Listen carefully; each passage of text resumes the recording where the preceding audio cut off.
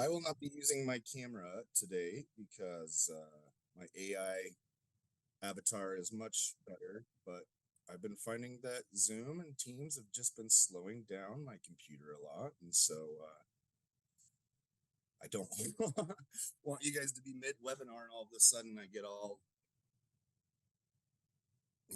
we're all ed tech folks. We know that none of this is going to go right today. So just bear with us. You never know what's going to go wrong.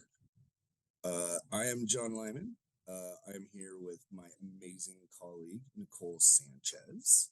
You will be able to see her unless her internet demons get a hold of her as well.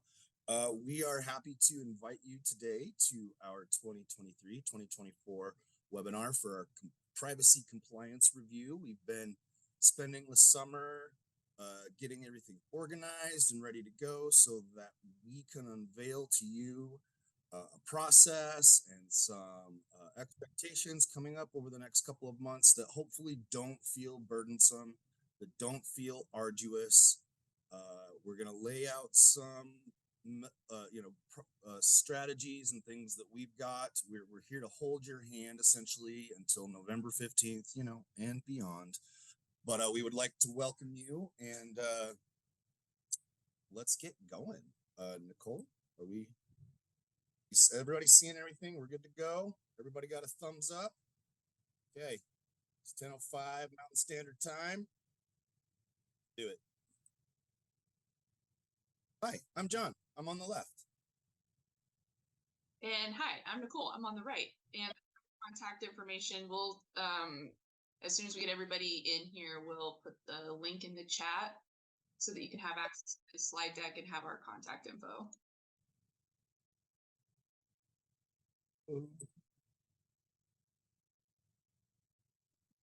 Here's our agenda for today. We've got 6 different points that we're going to touch on. Hopefully I can not go off on tangents and we can do this in 2 hours or less, lots less. Let's aim for less. We're going to talk about privacy. One of the things that I'd like to throw out there are a lot of names on the list that I see popping in here that I've seen. We've had relationship for 3, some of us 4 years going on now. And then one of the things that we needed to be mindful of as we were putting this together was actually within the last couple of days, there are a few people on the list that are joining us today that were put in their role last Friday. So we are going to go from a position of, this is brand new to you. So those of you that are kind of advanced in this space, please don't doze off, but look for new nuances. And those of you that are brand new, please do not hesitate to ask questions in the chat. We do have some data managers that are in the chat that are superstars, and they may be able to pop in and help in the chat, but we're going to be monitoring that. So we're going to talk about why privacy. Why is this something that we're even talking about? Why is this something that has been embedded in our law, and it's not actually in a lot of states' laws, we're finding out. So we're actually pretty advanced here in Utah in regards to privacy and what we expect in our LEAs.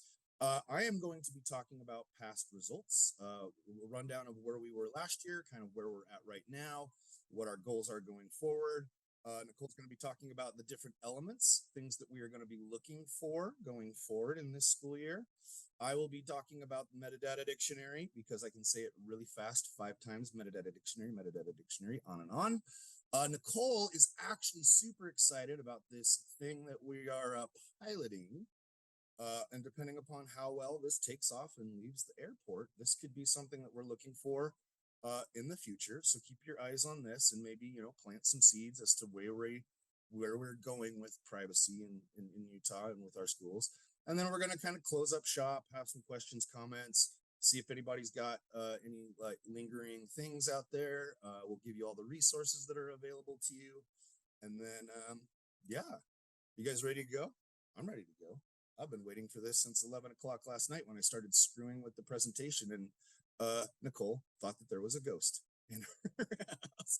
I saw that she was online and I started texting. It was funny. Anyway, Nicole, are you ready to go? You ready to talk about why privacy is important? Let's do it. Yeah, let's do it. When you need me to advance. Okay, John, I'm going to let you. Oh yeah, timeline. Sorry. So here's where we are. we are right here, week 2 of September. We are going to release, and this actually probably should be right here, this data manager contact survey. That will be coming, I believe, on Friday. Once that is out there, we invite you, please, to fill that out. It is imperative because there's so much turnover. You guys know this more than we do.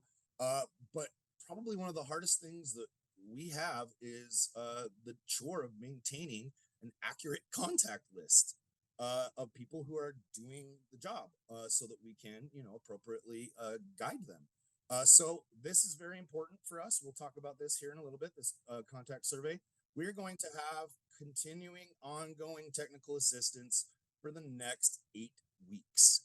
Some of you know that Nicole and I have set up a system through Microsoft where you can just click on a booking link and you can set a time up with us, and we are more than happy to walk through with you with as much time as you need to make sure that you reach comprehensive status. We have our monthly call that our USPA, the Utah Student Privacy Alliance, that's the group of all the data managers that we work together to talk about contracts and all of the different things.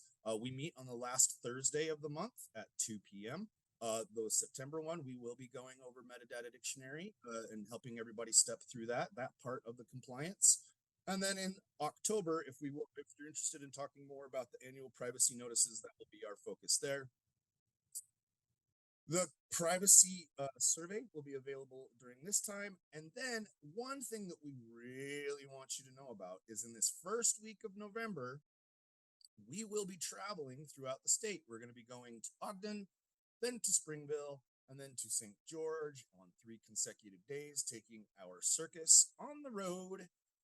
One of the things that we would encourage you to put on your calendar in regards to this in-person training is that we will be setting up a space where Nicole and I can work with you to actually complete your survey and submit it in person so that you can walk away feeling confident. That's what we're looking for, is a sense of confidence. And then, from November 15th on, we're going to be just looking at it and compliance check. And then who knows what 2024 is going to bring. So that's a snapshot of what we're looking at over the next 4 months. And you can always return to this because, we're recording. So, Nicole, you're on deck.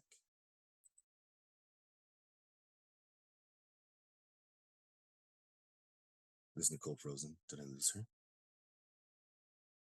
Am I frozen? Talking into a void. Can somebody tell me? Oh, she's frozen. All right.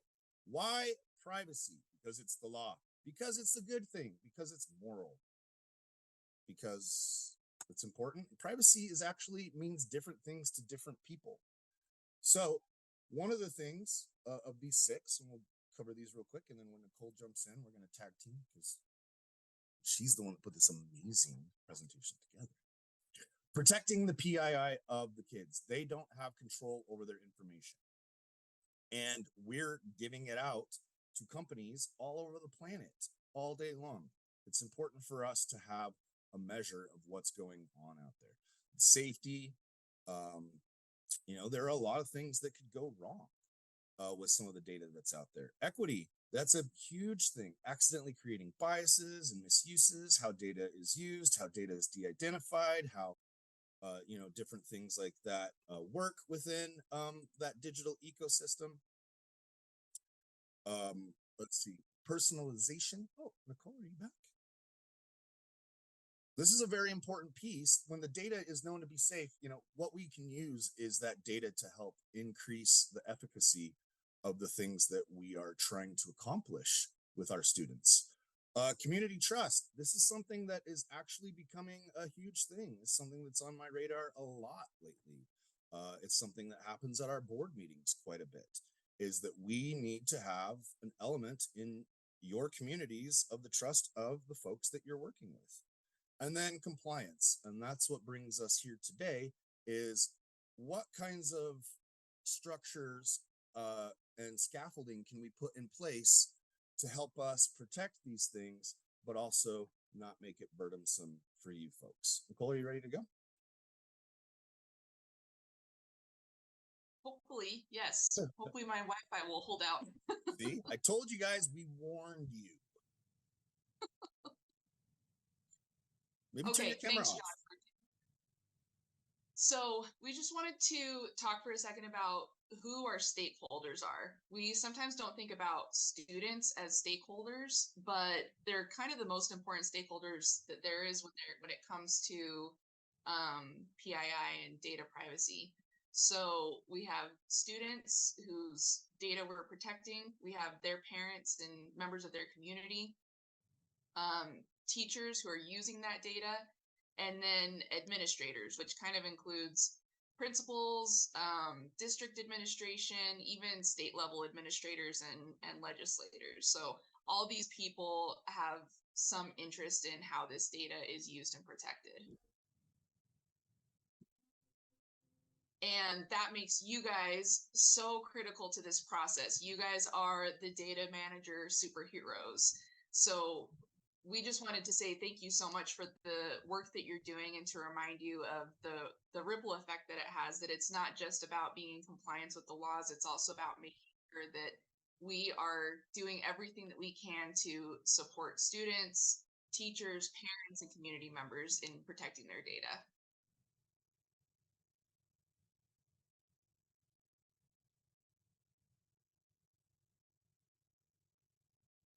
Guess who was talking with their thing muted and their camera off, so you couldn't see that I was talking. That's funny. Okay, past results. One of the things that I would like to echo is that this has been kind of an exponential jaunt up the mountain over the past few years. And we as a state had to get a lot of infrastructure in place, model documents. A lot of work was done in the early days by our former chief privacy officer, David Saleh and Whitney Phillips and their teams. And we've inherited, an amazing infrastructure here in our state. And that has allowed us as a team to really charge ahead to get it to where we as a state are experiencing the results that we are now. Some of you may or may not know that compliance in the last few years has not necessarily been something that we've been extremely successful with in some of our numbers, just because it's difficult. Privacy is difficult to understand and wrap your head around, and to bake it into your system if it's not already there. But we have really grown a ton.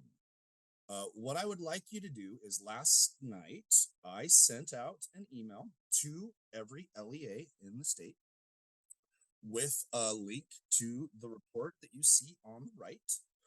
If you did not receive this, then maybe we do not have the correct contact information for your agency. But this report should be something that hopefully you're able to look at now in conjunction with this webinar, so that we can kind of crosswalk where you are at, and that will help position you to know what those next 8 weeks look like for you. Do you need to attend the fall training in order to help complete this? Do you need to set up time with us to go through this and work on it together? Or do you feel confident that you can just, give us an assurance that we're good? Let's take a look at some of these numbers. These are really awesome metrics. We have 60%, 69% of all of the compliance. All of our 69% of all the LEAs in the state have all 4 of their annual privacy notices ready to go on their websites or available to parents in another fashion. That's amazing. That's actually not a metric that is going to be very hard to complete. And we'll talk about those policy documents here in a second. But that's something that I would like for a lot of you to take a look at. This is a really easy metric for us to complete. The hope is that, you've got a parent that goes to your website and is curious, and it's easy for them to find these things. It's not buried deep in your space, or where you give them the availability to look at this. What kind of apps you're using, what kind of data is being transferred. Do you have your policy documents to back some of this up if parents do ask questions about these things? Metadata dictionary.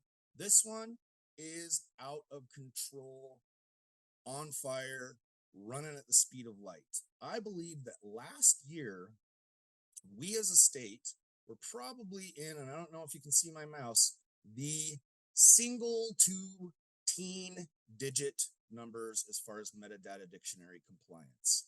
That is a ridiculous jump. Congratulations. The metadata dictionary is the most nuanced thing to complete. There's so many little tiny things, and look at this. Like, I can't congratulate you enough for putting in your time and for bothering us. Like you have taken privacy seriously, is really what this comes down to. And you see the need for that transparency because you're understanding that parents are really coming around to this side of the conversation. Overall compliant, look at this, 50%, 78, Elliot 79, actually, we're over 50%.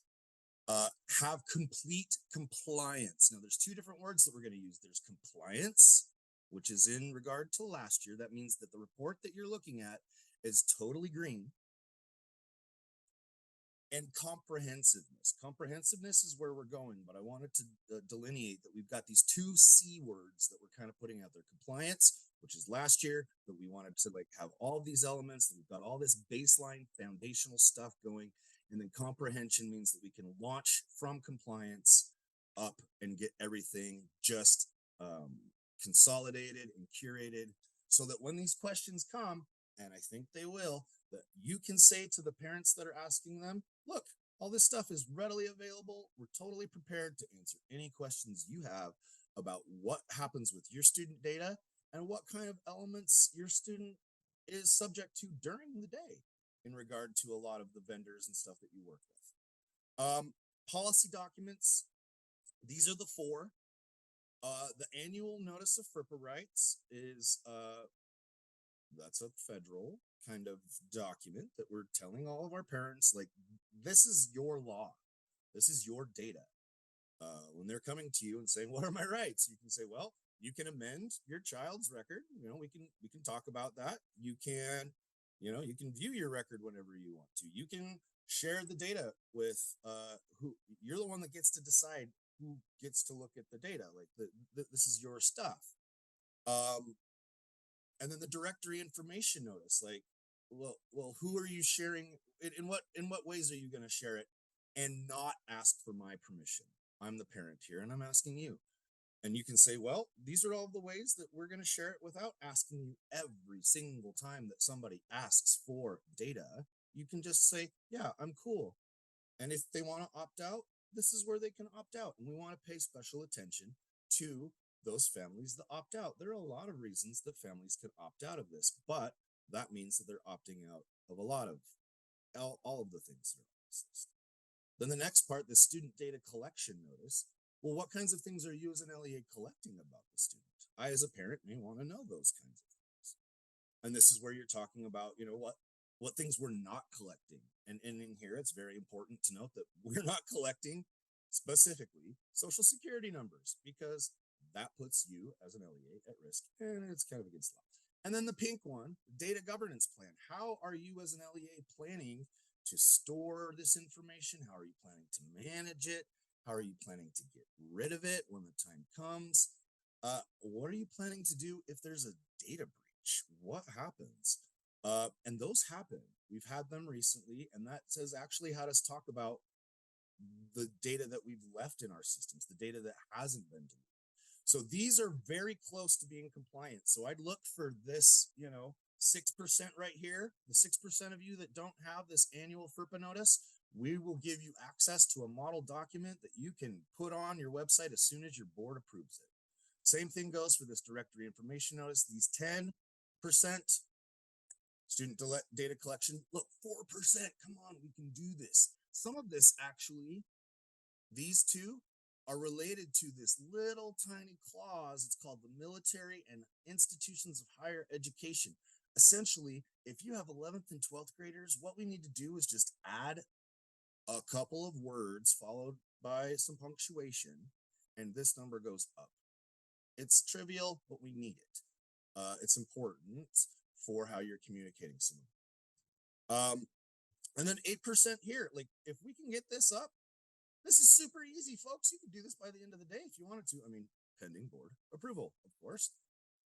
Privacy compliance. Okay, so metadata dictionary.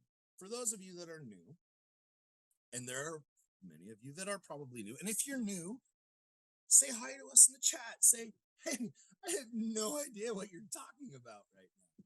And that's okay. It took me 2 years to understand some of what we're talking about right now. But what we're looking at right here is of the 156 local education agencies in the state of Utah, almost 60% have passed. The metadata dictionary is a piece of legislation that suggests or requires us to have a display on our website that shows a lot of different variables. One, what is the name of the vendor that you are working with and sharing data? Two, what is the purpose for using this piece of equipment? You want to tell me, I'm the parent. What's the purpose? Why are you using this thing? Why can't you have the grandma come in from down the street and get out her stopwatch and her typewriter and type to see how fast my kid types? And you're like, sir, that's ridiculous. We're just going to use Nitro type. Okay. So that would be something that we do. That's the purpose. It's the blah, blah, blah, blah. Then we've got, what is the FERPA justification that says that you can use this without asking me every single time? And that's essentially that school official, that old lady that's coming in to do the typing assessment. She would be doing something that, you know, the typing program would be doing something that some other person in your agency would otherwise be doing. And then we want to know by whose authority or jurisdiction or who made the decision that this was something that needed to be used. And there's three elements. One would be like a federal decision, and that happens few and far between. Something would be like maybe, you know, like a child nutrition program. That's like the Department of Agriculture funding, stuff like that. There is state ones. A lot of those are our assessment programs. And then the local ones, like, yeah, Canvas is a state contract, but you chose to use it. So it's not a state required one. It's state available, but you chose locally to use Canvas. So it was a local decision. So we have federal, state, and local. And then we have this other aspect where we just need to see what are the names of the data elements that are being shared and what are their definitions. So we've got different systems for helping you do this, to help make it so streamlined, so quick that this becomes workflow and not work. Because, you know, as we talked about, like, privacy is not your job. It's a component of your job. It's an essence that you need to be cognizant of. But, like, we're the people that think about privacy all day long. And so let us support you. So when it comes to listing all of those characteristics for each one of those products, almost 60% of us have all of those elements. And there are 3 different ways that this can be done. And for those of you that are new, we'll talk about those 3 different ways that this can be completed. You know, we've got some that are incomplete. And you know what? This is back to that, like, little tiny trivial things that maybe like you're missing a purpose for a piece of software. And that's just one tiny little element that's tripping it up. We can clean that stuff up so quickly. So if you're looking at your document, if you're looking at your report, and you see something under the metadata dictionary, which is the bottom area, and you've got something that's yellow or red, I guarantee you we can clean that up in under an hour, piece of cake. Same thing goes for you folks that have missing stuff. You know what? Sometimes missing means that you changed your website and somebody that you weren't in communication with broke the link. The link's not there. Or there used to be a system, for those of us that have been around since the dinosaurs, that the state sponsored in the data gateway, that tool? Well, since I've been with USBE, which is almost 4 years now next week, never worked. I've never seen it working, but some of you still have that link there. So let's get all of this cleaned up. I tell you, if you can set up a meeting with us, maybe two between now and November 15th, you will be compliant. I guarantee. So the takeaways, celebrations, like you guys can do the champagne or you can do the sparkling. I don't care, but you got to pop something because for real, 47% growth. That's ridiculous. And all that does is just show me that there's so much momentum and it makes us so inspired to like the next steps, the next things that we want to do to help you curate this culture of privacy in your excuse me, in your agency. We can do it. It's not going to take very long. We have a big opportunity, like you can see here. And then you know what? Who knows? Who knows what this next school year is going to look like with generative AI and different things and who knows? Maybe parents are going to be curious as to what kind of data is being shared. Maybe they're going to be a little bit more aware and cognizant, and they're going to be wanting to ask questions as the years go on, as this gets more and more ubiquitous in the lives and in our education system. And I just want to help all of you be prepared to have the conversation with a parent when they come to you with questions about how the data moves. And I think that if we can do this, you will be able to answer all of those questions with confidence.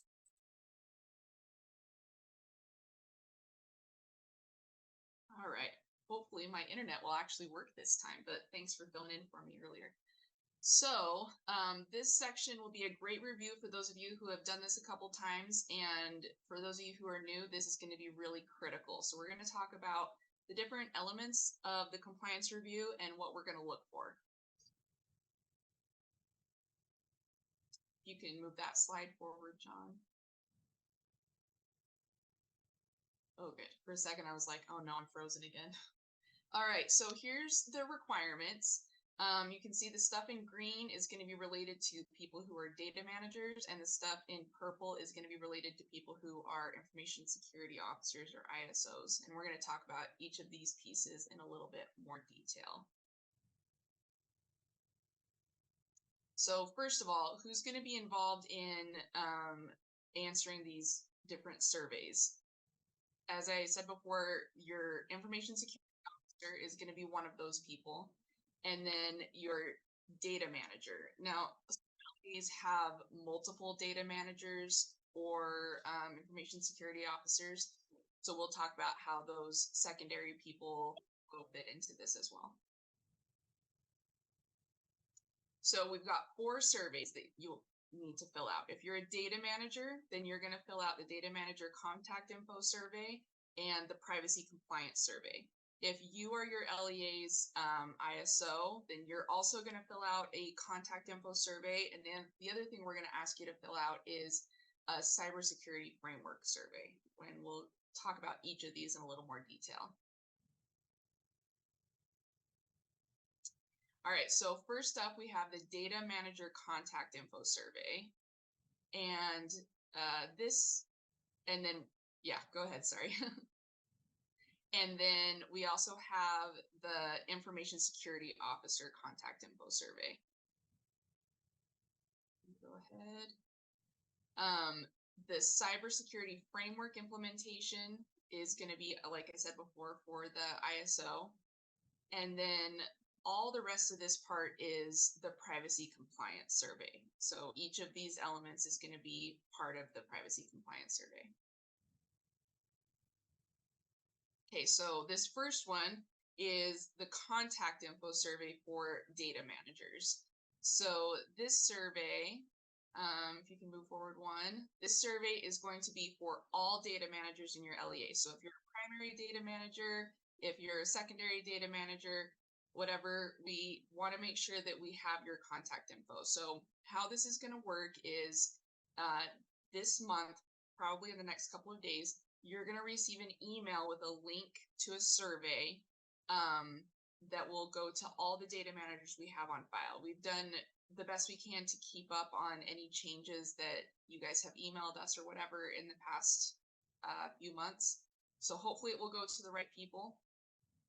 When you get that survey, you're just going to confirm that you are still the data manager for your LEA.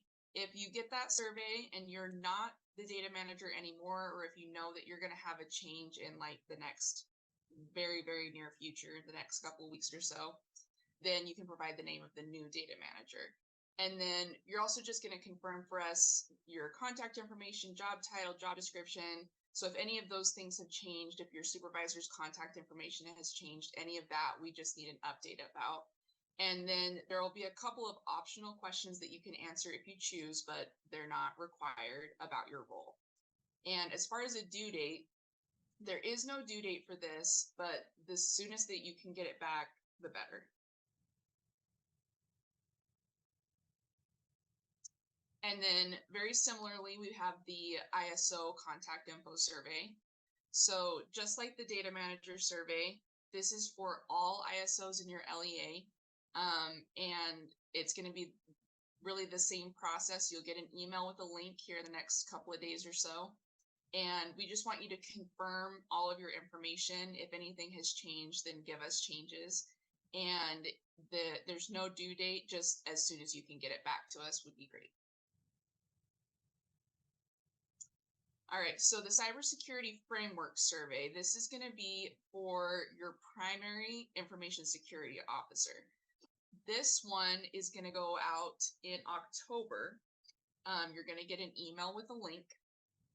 And the kinds of questions that you're going to be asked about is going to be about the implementation of your cybersecurity framework. I put the link in the chat for the slide deck, so you can access this link right here if you're curious to see what the exact questions will be. And the goal here is just to help us understand where you guys are at and what kind of supports we can offer. So there's no like punishment or anything like that related to any of the questions. So we want you to be honest and just tell us where you're at, and so that we can work together to figure out how we can support you guys. The due date for this will be on November 15th. So you've got about 6 weeks to get this done.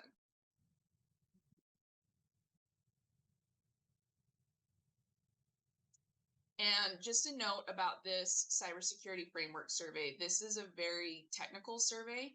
So if your ISO person is not your IT person, this is probably something that you want to work together with whoever handles your network and cybersecurity stuff. So, excuse me, for some of you, that might be a third-party IT company. For some of you, maybe you're the ISO, but you're not the IT person. In that case, you would just want to coordinate and work with them. So if you're looking at this example question and your face looks like this, then this is probably something that you are going to want to work with your IT person on.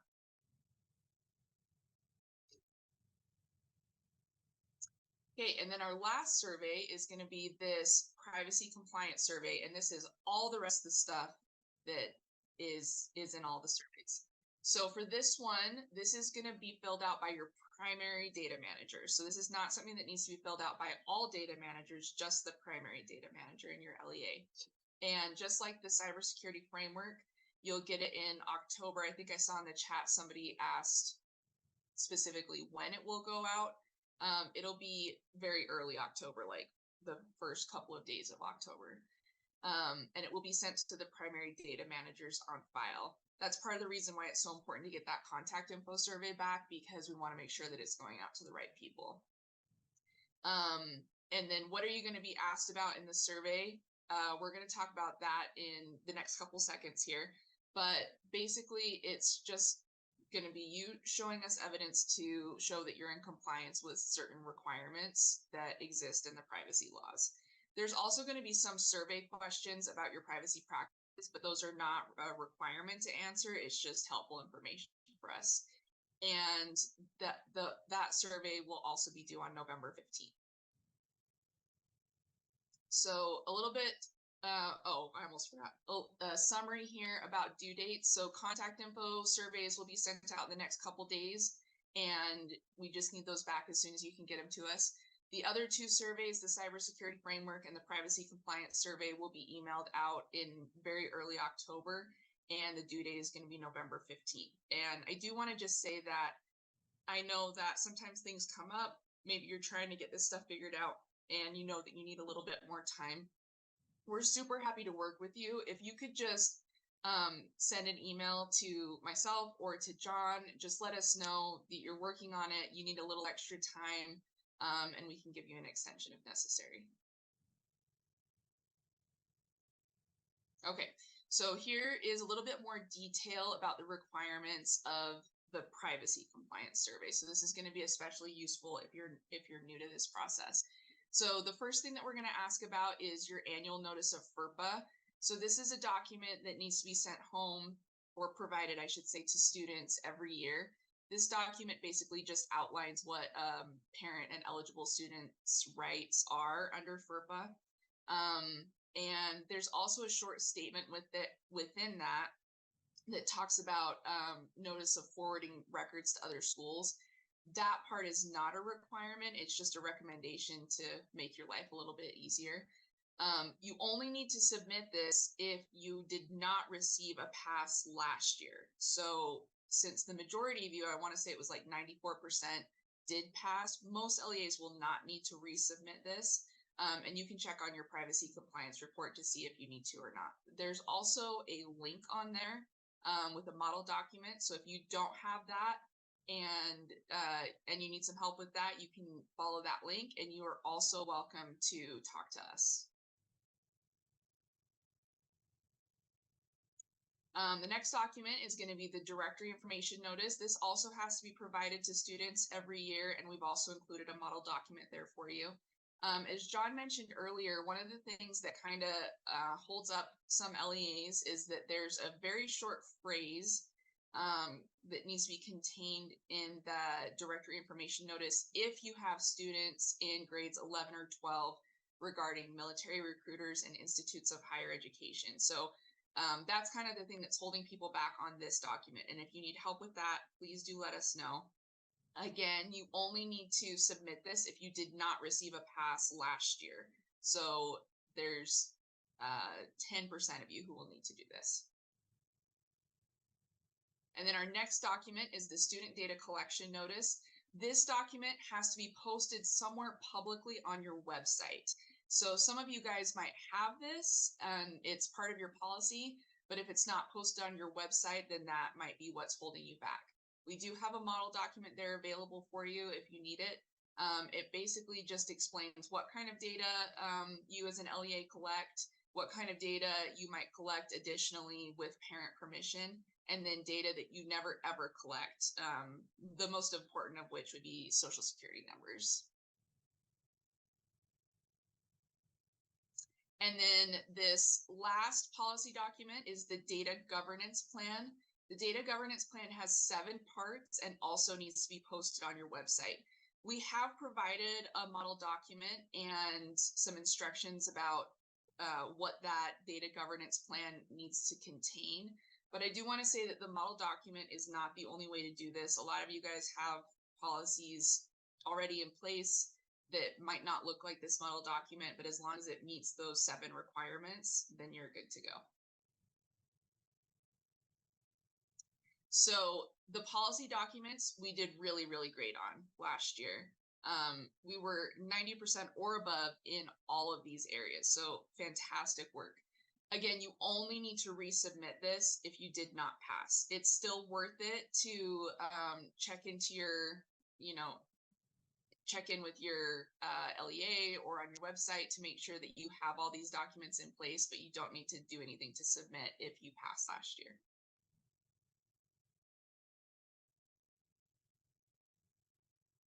And then our big chance for growth, as John said, we had huge growth in the area of the metadata dictionary last year. But this is the spot where we can really bring it up even more to get even more of you in compliance. The last part that in that survey will be questions about privacy practices in your LEA. These are optional. You do not have to answer them. It's just kind of helpful information for us. Okay, and I'll turn it over to John to talk in more detail about the MDD. Thank you so much for covering all of that. I really think that the last 8 months of my life have really been about understanding those documents, those policy documents that you were just describing, because the metadata dictionary has been where my brain has been for the last couple of years, but like, you know, those policy documents are really important. And one of the things that I've noticed as I've been doing privacy compliance and checking everybody's websites in the last year is that some websites, it's very easy for me with the mindset of a parent to find where this stuff is located on a website. Sometimes maybe, it might be under board policies, or maybe on some websites you've got it under the tech department, or some of you have got it under the employees tab because that's where you want your teachers to look for approved applications. I know some folks that have put it in their footer along with other sorts of policy documents like bullying and things like that.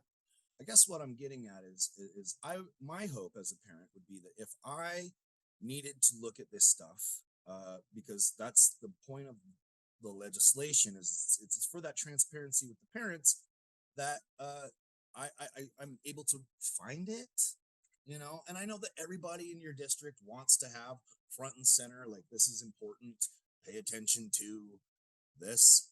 But I think that, the more that we can kind of just say, hey, it's just right there. Hey, parent, yeah, it's just right there. Oh yeah, it's just right there. No problem. Let me know if you've got any questions, because all that stuff, it's just right there.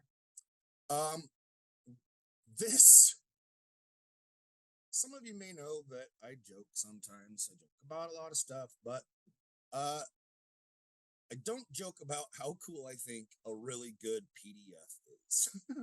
Like, a really good PDF, a really good document is like an amazing thing. And this, Katie, please bow. This document is so comprehensive. It is so, like, visually appealing. But this document really can, if you've got the spoons, to just go through it, really kind of identify with it as much as you can. But it's super thorough. It's not convoluted. It's very clear.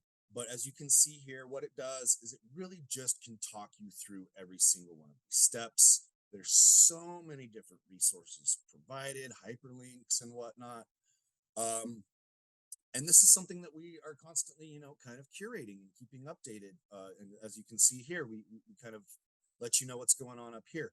But it does talk about the 3 different platforms that you can use, and you can use whatever kind of display. These are the 3 that everybody essentially uses for the most part. SDPC, which is the Student Data Privacy Consortium, Learn Platform, or we have a Google Sheet template that we created that some folks just copy and paste. And a lot of this, what you choose, is really based on the size and the scale of your LEA. If you're just like a little Montessori school and you use a handful of things, like, technology's just not where you're at, like, a Google Sheet template, something that's kind of easy to maintain and you can just put it over there, that's great. SDPC is where a lot of us have this space, and I'm going to put in a plug for SDPC as what element SDPC has that these others don't, which I think, and this element is not required, however, required by us as far as compliance and what we're checking in regards to the agreements that you actually have, the actual documents, that if a parent wants to see the document, SDPC is the one that allows that to happen. I mean, it allows you not necessarily just to see it, but this is where you can store your documents. This is your digital filing cabinet in a sense. And unless you have your documents here, then we assume that those agreements are stored elsewhere in a filing cabinet next to Janice's desk. I don't know. But what we have here, these are the three most common: Student Data Privacy Consortium. That's a national group. We are able to see what vendors are doing across the country. We put a lot of our professional development and things into SDPC. So if you are new to this, please contact us and we can walk you through how we can make it as pain-free as possible. We are developing some new nuances where we are the ones that are approving agreements before they go through. So I'd like to reiterate for those of you that haven't been doing a lot of privacy stuff since last June, that Nicole and I flipped a switch in SDPC that made it that before all agreements go live, that we approve them and check them for efficacy, because we can't have agreements that are incomplete or incorrect going into a system where they can be subscribed to by other agencies, thus creating a ripple effect that causes a huge problem. So we are now the ones that are approving things. If there are issues or elements that are incorrect in the agreements that you have uploaded, we will send you some feedback in regard to what needs to be changed, and we can have those conversations in regard to that. But hopefully this is something that going forward in the school year, SDPC is something that we can start using a lot more of, because we have a new agreement template. For those of you that know, that there is the NDPA, the National Data Privacy Agreement. It's our standard agreement that we use for Metadata Dictionary, for us to say that this is the product that we are using. This vendor is following the data privacy provisions that we as a state require. And these are all of the elements that are being collected. And there are other aspects of those contracts that are important in working with third parties, and your LEA should have those in place prior to a teacher using those products. It's just kind of one of those, cover yourselves, because data breaches happen and we need to have these things in place. Learn Platform is a fantastic thing in regards to the scale of your LEA. This thing is, there's folks out there. If you guys are in the chat and you feel like Learn Platform is really working for you and your teachers, and it's a great interface for teachers to see what's going on, Learn Platform is great in talking about what we're looking at going forward with this compliance, because Learn Platform has already got your inventory. If you're using Learn and it's on your library, then your inventory should be pretty comprehensive. We just need to tweak some of those little factors that we talked about: the purpose, the justification, and the FERPA exception. So I like to think of Learn as it's kind of like a Ferrari, but maybe you're too small to drive a Ferrari. I have noticed that the LEAs that have the most the slickest operation when it comes to, getting data privacy agreements, securing those with the vendors, having actual relationships with the vendors, and then being able to put it into a format that is easy for teachers to access and look at. I like a combination of SDPC and Learn Platform, or maybe, we can have conversations about what works best for you, but we have some of these examples right here.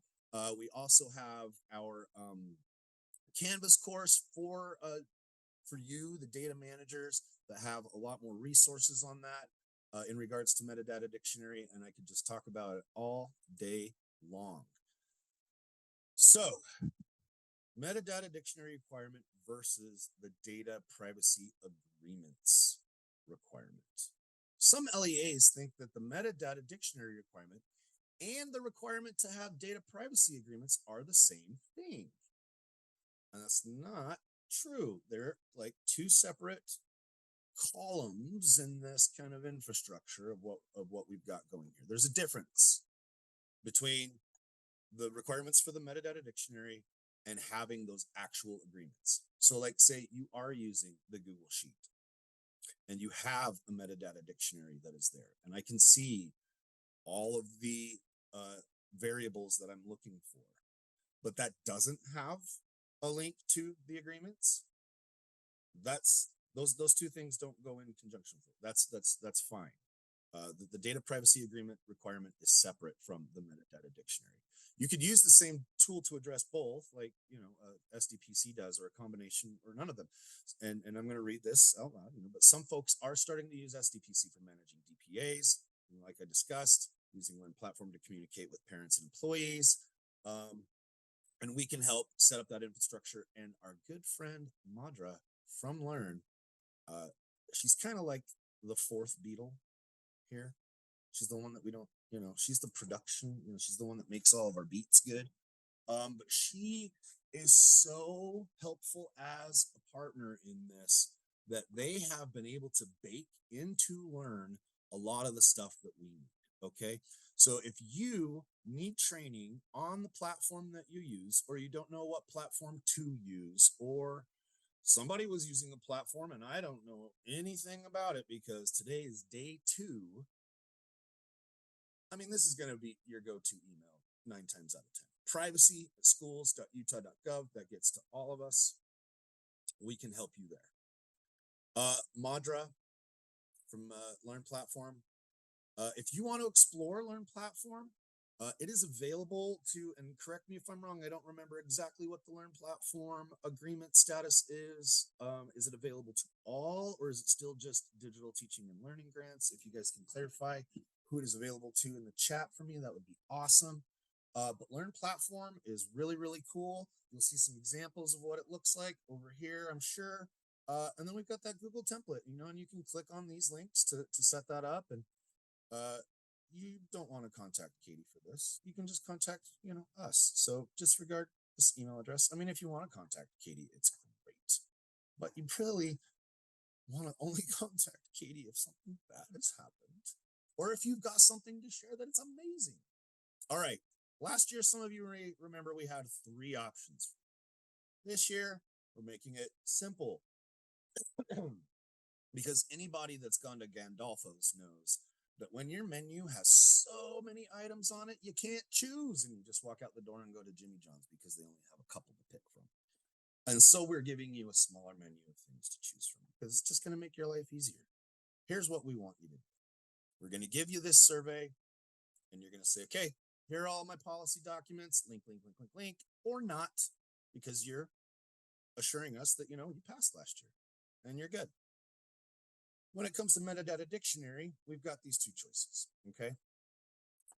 And you'll select which one you want us to use. So on the survey, you will indicate that your metadata dictionary is comprehensive, that you feel that you are including all the products that your LEA uses. Can some of you put in the chat an estimate, if you were to do a moonshot, how many products do you think your LEA uses officially, maybe? How many products do you think you're using unofficially? And yeah, Robert Gordon, Jimmy John's has my name in it. When I used to work in after school programs, that's what the kids called me, was Jimmy John's. Anyways, because I always ate Jimmy John's for lunch. Anyway, let us know how many products you are using, how many you think you're using, because the idea when it comes to comprehensive, like, if I'm a parent and I go on your website and you're like one of the biggest school districts in the state and you've got like 30 products on your metadata dictionary, I mean, my gut doesn't tell me that that's comprehensive. It tells me that there's probably a lot more out there that we don't have. And that's kind of where the problem might come in, is that if we don't have something listed that we are using, if we don't have a data privacy agreement with something that we're using, that's when we run into issues. And our community that looks into this, parents, have in the past with some LEAs in our state, they have found issue with that, and that has become a problem. So when it comes to comprehensive, we want to put as many things out there as possible. But those of you that have 27 products on your thing, how do you know what to put on there? How do you know what to do to make it comprehensive? And we're going to really help you out with that. So what we've got here is, you can just say, guess what? We've gone through, we feel like we're really mature in this process. We're pretty comprehensive. We're going to give you an assurance that we're good. And so what we're going to do is we're going to go in and we're going to spot check your metadata dictionary, and we're going to check it for accuracy and completeness. And we're going to do these things. We're going to check for clarity of your purpose. What we discussed, that's that advertisement to the parent. What is this thing? Clarity meaning, like, Canvas in Learn platform, Canvas says something like, join a class now, blah, blah, blah, blah, blah. It's something that's baked into that description of Canvas, but that wouldn't be a stated purpose that is clear. That doesn't tell me as a parent what Canvas does, because I mean, we all know what Canvas does. But that's the point, is that sometimes in Learn platform or in some of these other instances, it's not giving us the baked in thing that we want. So we need to add that additionally. So if you are a Learn platform user, that's something that you're going to want to pay attention to, is adding a little bit of a narrative, maybe a sentence or two, as to what the product is, does, what is the purpose. And then they've been really good baking in justification and FERPA exception as badges or different things in Learn platform. All of this stuff is incorporated into SDPC, and all of this stuff is a part of that Google Sheet. Those are just little boxes that we can click. And then, you can publish it to your website. You can make the document readable and then just link it if that's how you choose to go about it. Option 2 is kind of just the flip side of the coin, that you are approaching comprehensiveness.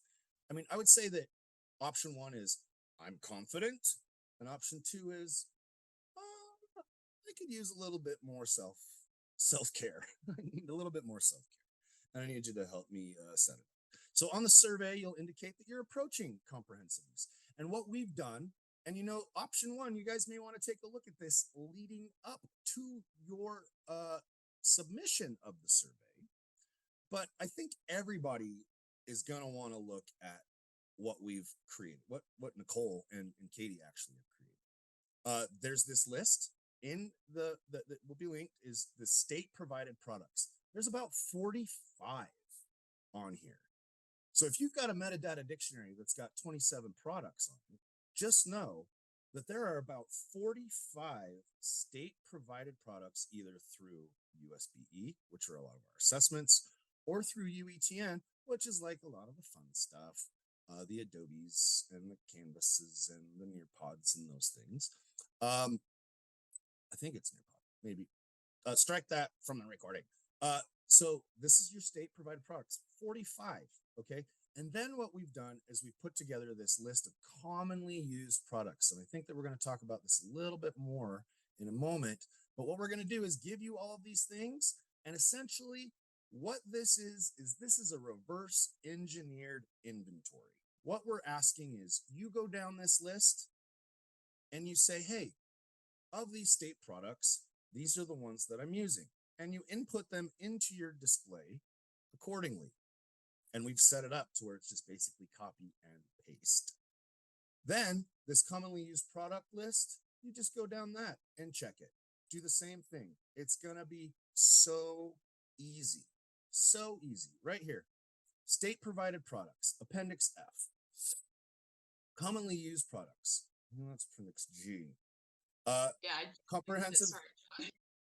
You know what? I bet you could change it in the background and switch slides and come back, and it'd be like that ghost from last night. So on the survey, you will indicate that your metadata dictionary is comprehensive, meaning that you have included all third-party products that your LEA uses in your metadata dictionary. Learn, SDPC, or your Google Sheet, or if you're creative, some sort of other way. But that needs to include those metrics, those 4 metrics that we've talked about. So I know some of you actually do have a proprietary method, but it does not include those things. And so while it displays your approved products, it doesn't have the metrics associated with those products, and so thus is not a completed metadata dictionary according to the legislation of Utah Law 53E-9-309. We will spot check John. those 10 things. Yes, go ahead.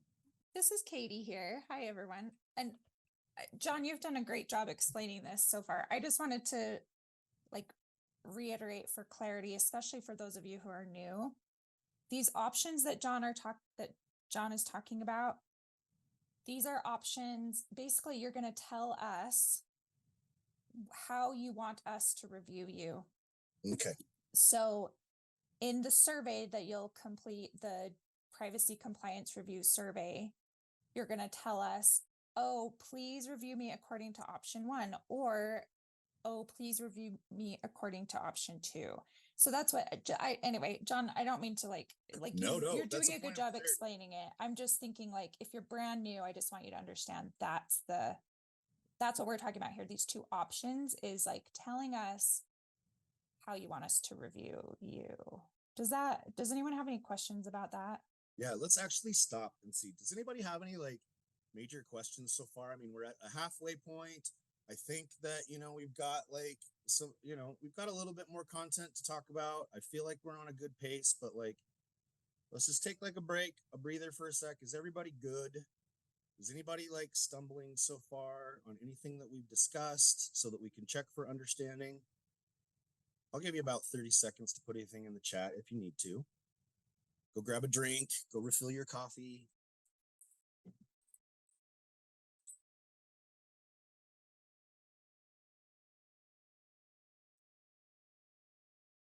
Thank you. That was helpful because, if any of you have done a webinar like this, where you've got 90 people in a room and you're just talking to the wall in your kitchen.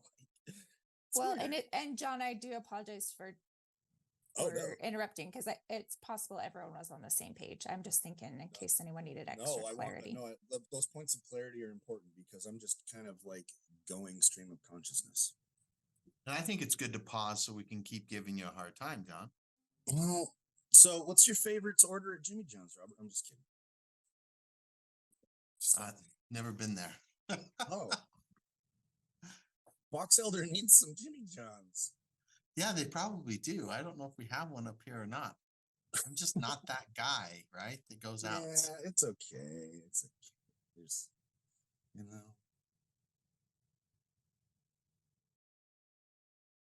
All right, I'm going to keep chugging forward. All right, so this is actually Appendix G, so we will correct this for the record. This is our commonly used products. I'm super excited about this, actually, because I know that and here's option 2, of course. So to clarify what Katie was saying as we're coming back, you in the survey the first part of the survey is, okay, John, Kate, Nicole, here's all of our annual policy notices. Here's the links to them. Then the next part is okay, option 1, this is how I want you to check my metadata dictionary. Or option 2, this is how I want you to check my metadata dictionary.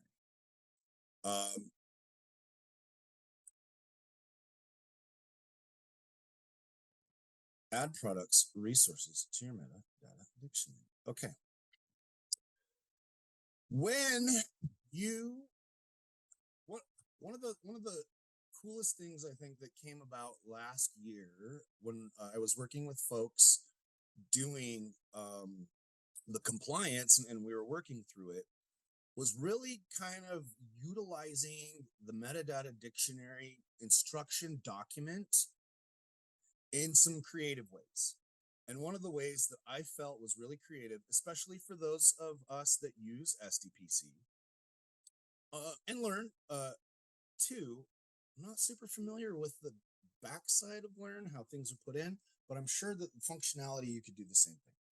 Essentially, what I was instructing folks to do, what site do I use for my AI? Which one, the picture or my brain? I'm part AI. If you're not on my team, you don't know that.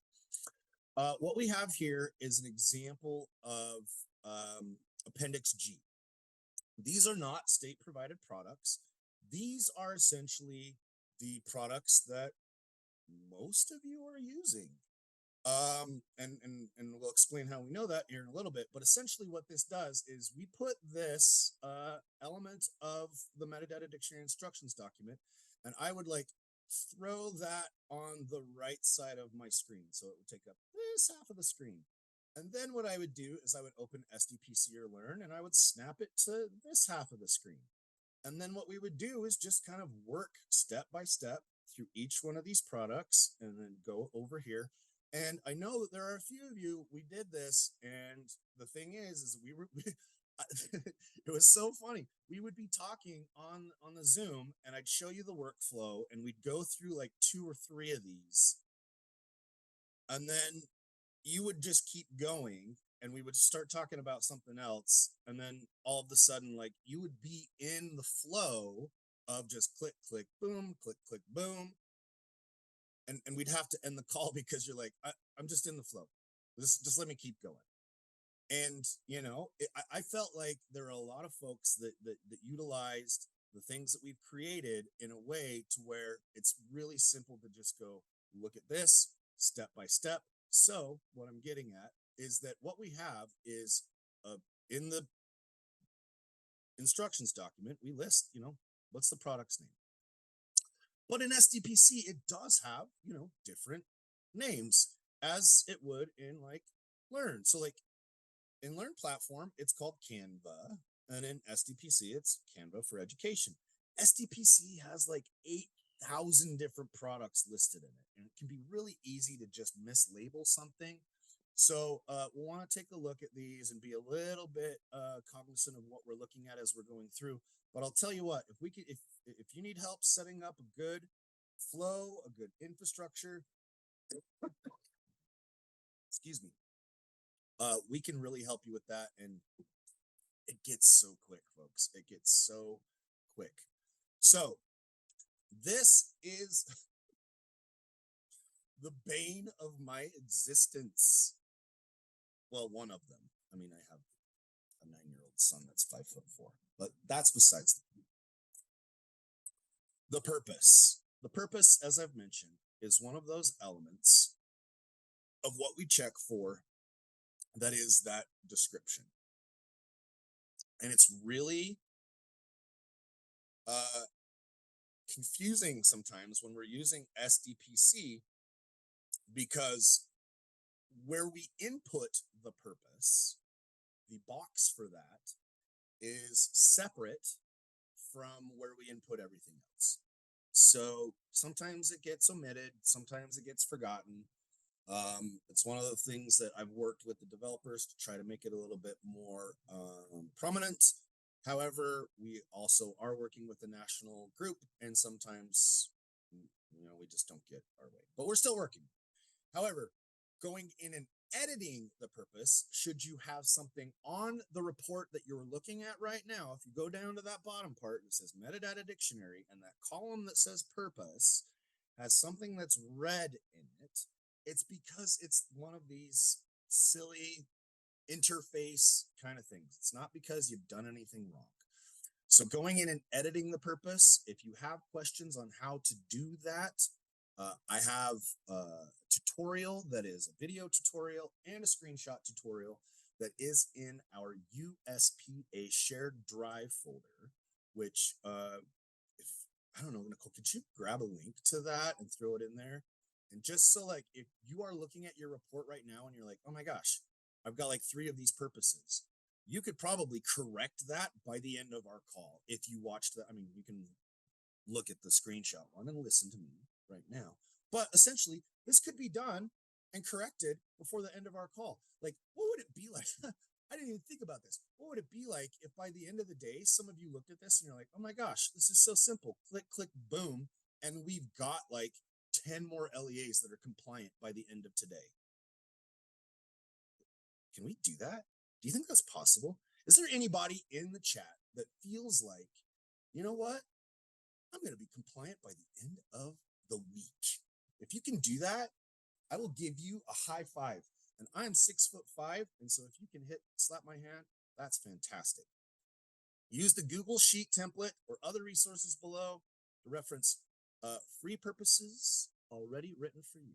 Oh my gosh, it's just free. It's all in here. It's all done. We already have the purpose written for you. All you have to do is copy and paste it. It's so easy. It's so easy. Adding a justification. The justification is essentially we aren't going, no, justification is who are those three entities? Which one of those three entities is governing the decision to use this product? Is it the feds? Is it the state? Or is it you locally? All you have to do, if on your sheet right now, you see that the red things that you are missing is a justification, I guarantee you, you can fix that in less than 10 minutes. Less than. For, a lot of them. I can guarantee you. Are any of you old enough to remember that guy? What was his name? Was it a cowboy hat? Was he a car salesman or was it like rent to own? I can't remember. Justin Wilson, he was a Cajun cook. Was he? Okay, cool. We're gonna have to go back and do a deep dive into YouTube and show some of these millennial Gen Zs what's going on. Add a FERPA exception. Oh my gosh, if you have a red thing on your report, you can fix this in seconds. This is the idea of, is that lady from our community coming in and using the typewriter and the stopwatch, or are we using Nitro Type? That is in FERPA, the one that says, hey, parents, these are your laws. This is your data, but we can share it with exceptions. And one of those exceptions is the school official. And 9 times out of 10, school official is going to be your FERPA exception. So all you're going to do is go into one of your things and click which one it is. 9 times out of 10, it's going to be that school official. It's doing something that's otherwise done by somebody else in your facility. The ones that aren't are going to be maybe something like audit and evaluation, or something that is going to be coming up more and more for us as a state is we're going to have new agreements for researchers as well, not just actual ed tech products. This part is really kind of confusing, but it's actually simple. And we've kind of, let's kind of reframe the conversation around this last part in the law in regard to metadata dictionary, is that we need a list of data elements shared with each product or resource. And then we needed a definition of data elements. So a lot of this was like, oh my gosh, we've got to go through every single element. And those of you that use SDPC, we have those elements in there, right? You can click on that little magnifying glass on the right and it'll pop up on that window and it'll show me as a parent every single piece of data that you're sharing, even their bus stop and my email and all sorts of stuff. It's so scary, all the things that are shared. But the truth of the matter is that we just need a single list of data elements shared with the products and the definitions. So the way that this can be met is fairly simple. And if this is something that is red on your report, it is something that can be corrected very easily. We have links already on SDPC. So if you use SDPC, this is baked in. You have this perfectly baked in. If you use Learn Platform, there is a way in the metadata dictionary instructions for you to, oh my gosh, look at this. It's as though like I'm segueing into the next part. We thought that it was like this, but we needed every single thing, but it's not required. All you need is maybe a link to a single list. And in Learn Platform, it can look like this. Comments from Jordan School District. Look at this. Continue to identify. What does this look like in Learn Platform? The data received, we've got some of the different things. But we don't necessarily need that all for each product. Or what could it look like in Google Sheets. No, we don't need it. What you can do instead is create another sheet at the bottom instead of arduously going through every single one of these data points. Yeah, we want to know this. We do want to know this. But that's not exactly part of the compliance piece. We're going, it's the conversation between compliance and, best practice. What's good for the conversation. That's not necessarily something that we're specifically checking for. What it actually is what we can do, what you can do, according to how it's written, is that there is this definitions page on SDPC that's already been created, or there is this Google Sheet template that's already been created that it can exist as a sheet, data recipients, and how it can be implemented is that, this is something that is holding a lot of people back, is just this tiny little link, okay? This is what it can look like. It can look like this. A list of data elements, in SDPC, I can teach you how to customize this top part right up here. You can do some pretty cool stuff with this top part to help with your infrastructure of app procurement in your agency should you need it. But as you can see here, a list of data elements show, and this links to that link in SDPC that we showed you right here. And or it could link to this. One of these two things that is linked to through your display makes it work. A list of student at the following URL. Tooele District has one of these. So a lot of the Learn Platform ones do it, okay? Or look at this. You can list it on your LEA's webpage. Weber, good job. It looks really cool. Oh my gosh, you can post 2 links on your webpage. Click here to visit our metadata dictionary, or you can click here to visit our dictionary of definitions. There are lots of options. We are not telling you exactly how to do it. We are just showing you what options are available to you, what others are doing. As you can see here, adding it to the bottom, the definitions on your Google Sheet. That is an amazing way to incorporate that into your metadata dictionary. Remember, if this is something that is read on your report, you could finish this by the end of the day. And, maybe if you wanted to take a nap after this, by the end of the week, who knows? The last one of a component of the metadata dictionary that is in 53E-9-309 that's not in 309. The metadata dictionary one is different. I apologize. I'm staring into it.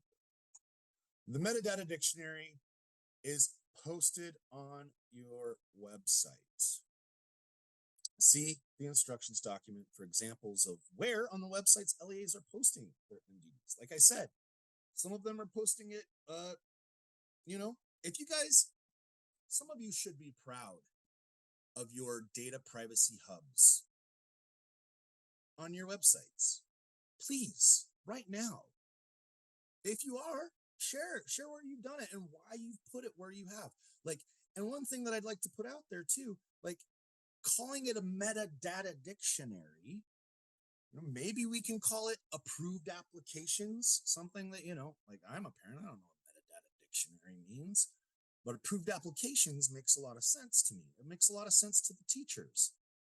Some in the Google Sheet realm, they make it available via PDF, but it can render really weird. Sometimes when we do that, it loses the ability to have both tabs on the bottom when we publish the Google Sheet template.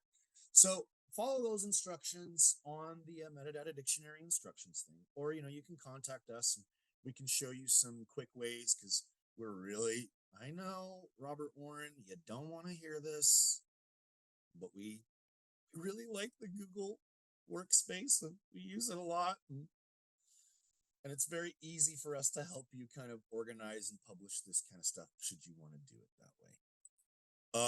SDPC,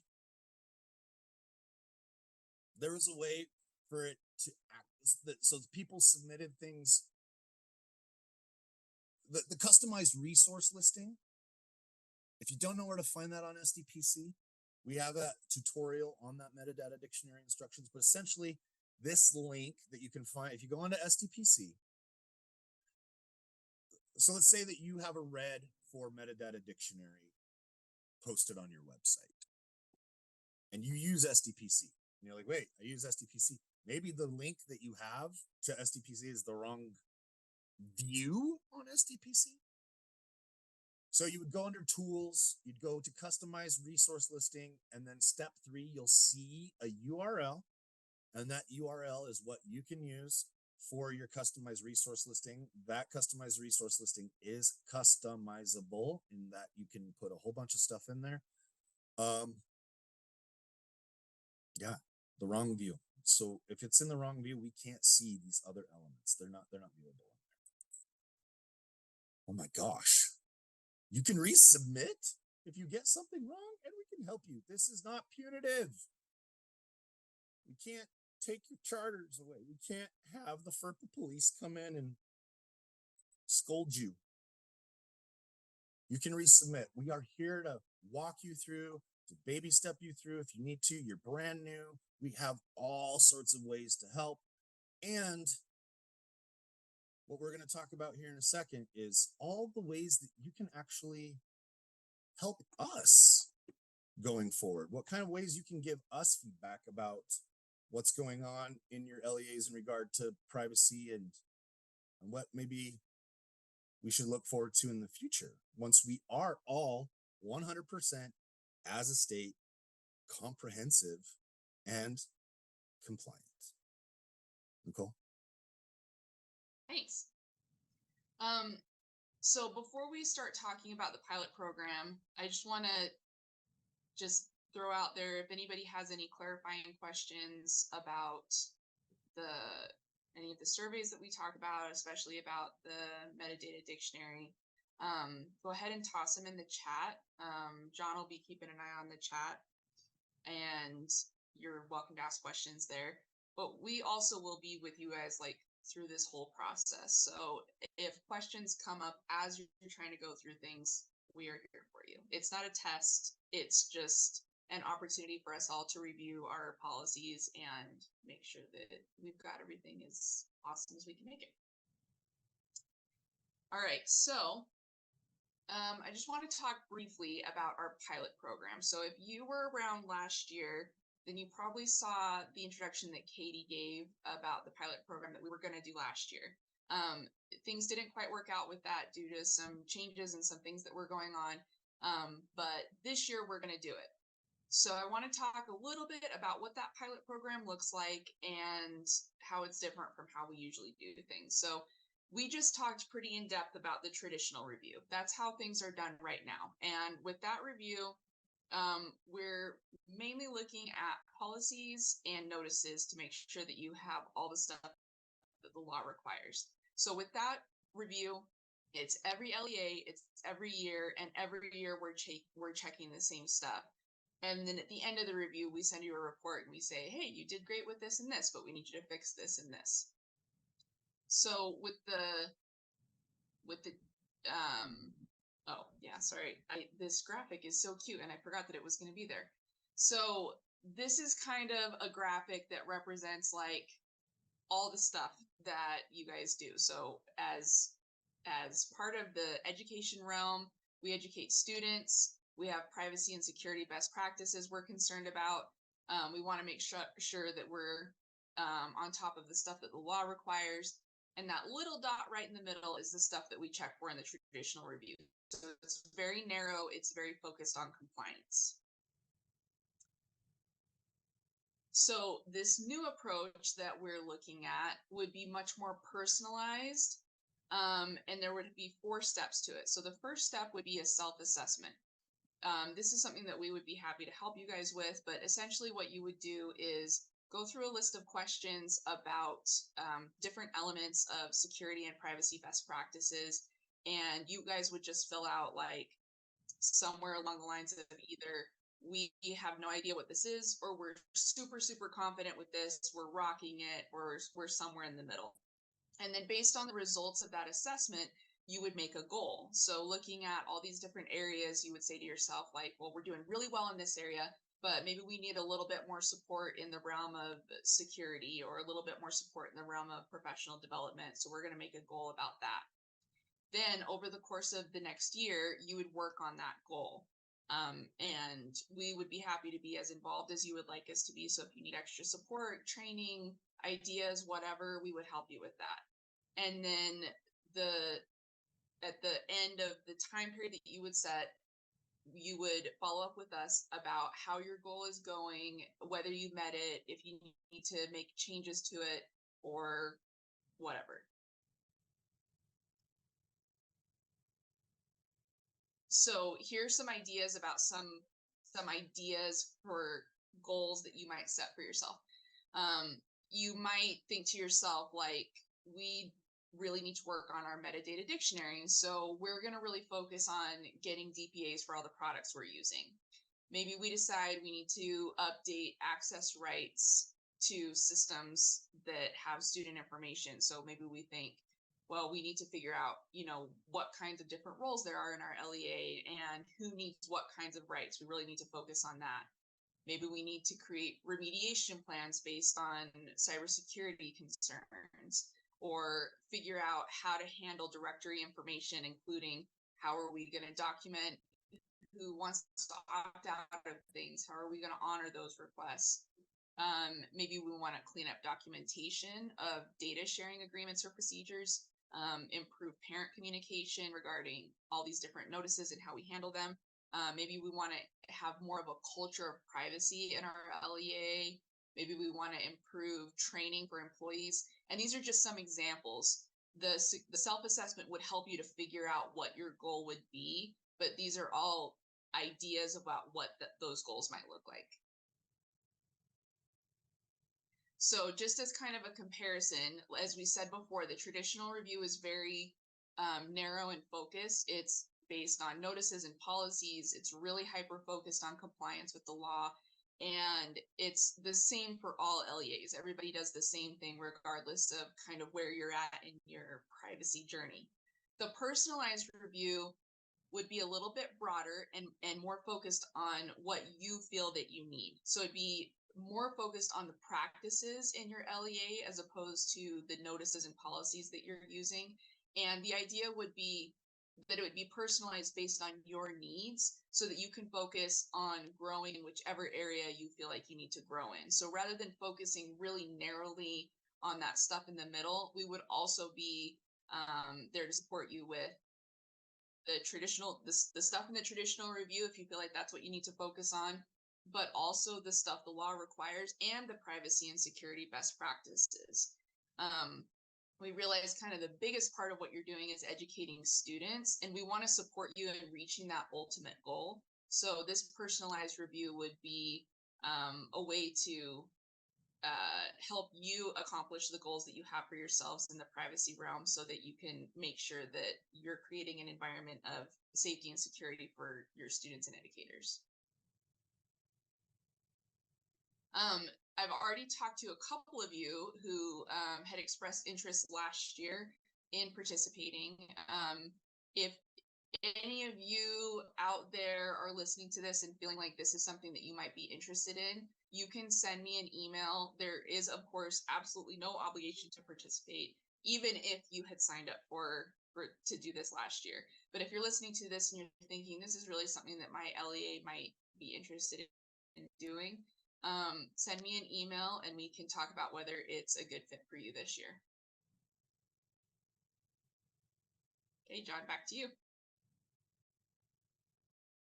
At first, when I read that, I thought that said concussion. And I was like, oh, I feel like I've got one of those after staring at the void.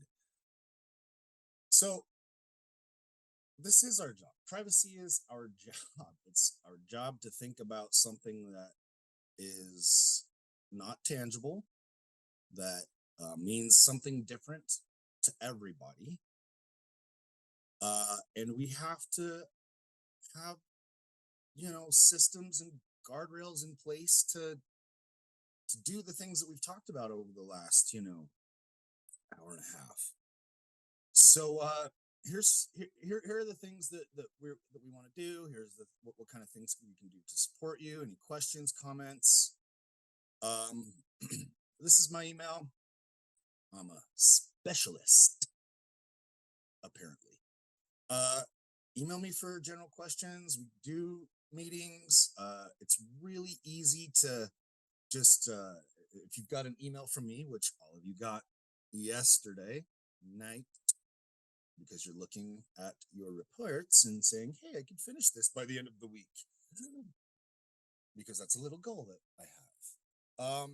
You'll see at the bottom of my signature an opportunity to book a meeting, and it can be, at your leisure. We'll give you the opportunity, just like Madra has, and Nicole has. All three of us have the ability for you to book a meeting with us at a time that suits you. And you know what? I don't want to it's like, this is a classroom and some of us are going to wait until November 15th, but really we do have 8 weeks. It's not going to really take longer than an hour or so. We will be able to baby step this with you in person in the fall. Hopefully that's an incentive for you to join our fall training. We're actually also putting together a really cool opportunity for us to do a data breach exercise. I don't know if any of you are familiar with Breakout EDU or like escape rooms, but I'm gonna try to do something that's a little interactive, that puts us in a mindset that we've got to protect this stuff. So really keep an eye out for everything involving our fall conference. Bring yourself, bring maybe other people in your LEA that appointed records officer. If you are not the appointed records officer in your LEA, you want to be friends with your appointed records officer. You two work in conjunction in a lot of this. They may have retention schedules for data that is being shared with third parties that isn't being actually deleted. I know that when we have data privacy agreements, some of those are, 2019 or 2022, but you've actually been working with that group since 2008. Do they still have information in their servers from 2008, 2017? You know what happens if someone gets access to some of that old stuff? You may have to contact those people that are now 25 years old to tell them. And I wouldn't know how to get in contact with somebody like that. So that's something I would like for you to do. That's an action item. Find out who your appointed records officer is and rub elbows with them. Okay, we've got this data manager course. We're updating it with all the information that you've got in here. You can find it on our website. It's linked right here. Of course, we've got the link to this presentation in the chat, so most of you should be already clicking on all of these things and having a whole browser full of all of these wonderful tabs that you are going to invest yourself in, so that by the end of the week, we're 100% compliant. Wouldn't that be awesome? But you can find all sorts of things to where we can just give you all of the information. We really, really appreciate your attendance today. 77 of you, we got up to 90 at one point. We are recording this. Who knows who else is going to watch this? I'm super confident that we're going to achieve our goals. As you can see in the chat, we super appreciate how much you really have taken privacy seriously. I've heard stories from David and Whitney about how hard it was to kind of like break in and start anew and really kind of like, hey, guess what? There's a law and you don't get any money to do anything about it. You don't have the support, but you have to do another thing. Let us help you. Let us be that, shadow team member that can support you, that can ask questions, that can help have conversations with vendors if that needs to happen. I mean, we're really here as a resource to you. We are not punitive in any form or fashion. And, we really thank you for your time. We're going to be putting this all up on our different media and make it available to you. I'll hopefully be able to send out a link by the end of today, if not by the end of the week, after I maybe clean up some of my tangents. But does anybody have any questions, concerns? Katie, Nicole, do you guys have anything that you want to add, or I'm going to stop talking? Can I just reiterate that we know that you guys do so many different things. Katie said this really nicely in the chat, but I also wanted to say it. I have recently come from working on site in the schools, and I know firsthand that all of you are doing so many wonderful things to support educators and students, and this can be a lot to try to understand. So please, if you have questions, if you want to sit down with one of us and work through some of these things together, we're so happy to do that. We appreciate everything you do for our students in the privacy and security realm, and we love that you're working hard to make yourselves experts, but also we understand all of the other things that you also need to do. So please use us as a resource.